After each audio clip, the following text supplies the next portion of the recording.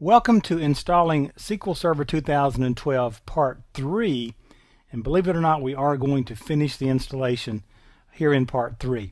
Now in Part 2 we got to the Ready to Install screen, and it gave us a recap of everything that's happening here. There's all kind of stuff, instance names, instant IDs, all kinds of stuff that's been already installed that met the prerequisites, things that will be installed. And so now we're ready to just simply click on install. You'll see a little button down here that says install, and when you click on that you will go to this screen right here, and now you will see installation progress. Now this screen's going to run, and these letters and these little messages right here will change sometimes so fast you can't read them, and of course this little blue progress bar will paint across here. Now this is probably going to take, I don't know, 10-15 minutes for this thing to install, or at least it does on my machine, and it's probably pretty average. It's by no means a really fast smoking machine.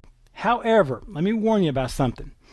If this thing locks up, and the reason I'm saying this, I didn't include this when I went through installation on the administration video, but I've bumped into this 2 or 3 times since I made that course, where in the process of installing SQL Server, this has happened here on my machines and out on a client machine, where we started getting bizarre things here. Where suddenly it says it can't read the media, it can't read certain files, or the thing just hangs up and won't go any farther. The fix on that, if you see it, and again I've run into it more with SQL Server than with anything else, stop the installation. It'll automatically roll back and undo it. If you hit cancel right here, it'll take it a while, but it will eventually roll it back and undo it.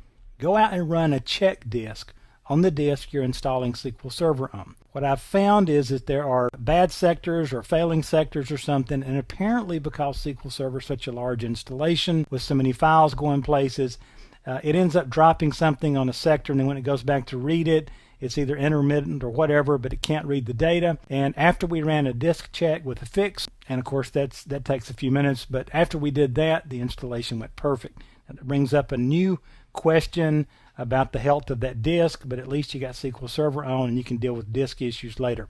At least now you can go ahead and get a good backup. Once you get to there, this should run. It should just kind of go, take different amounts of times on different machines and configurations, and then at some point you will get this screen here. Notice at the top it says complete.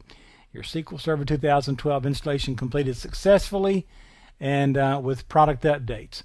And you'll see everything that checked off. You shouldn't see anything with red X's or anything like that. And once this happens, then you're good to go. And you can click on close here, and you're done, and SQL Server 2012 is installed. Now for the most part, 99.9% of the time, everything's cool. In a separate video, I'm going to talk about verifying the installation. Just a couple of little things real quick to make sure that SQL Server indeed is functioning correctly and running correctly. It's also not a bad idea once you get the installation completed to restart the machine, just to get everything settled and to make sure everything is finished up and tidied up and tucked in and all that stuff. Okay. So anyway, at this point you have successfully installed SQL Server 2012. Keep in mind, for me, I only had to install that Service Pack 1 way back in Part 1. It may yell at you for 2 or 3 attempts to keep installing other prerequisites. Most of the time it will detect them and install them, but you know how it is. It depends on how fast you need this up and running as to how many things it's going to ask you to do. So just kind of be prepared for that. But at this point, we've got SQL Server 2012 installed. We're ready to jump out there, verify installation, and then start attaching sample databases.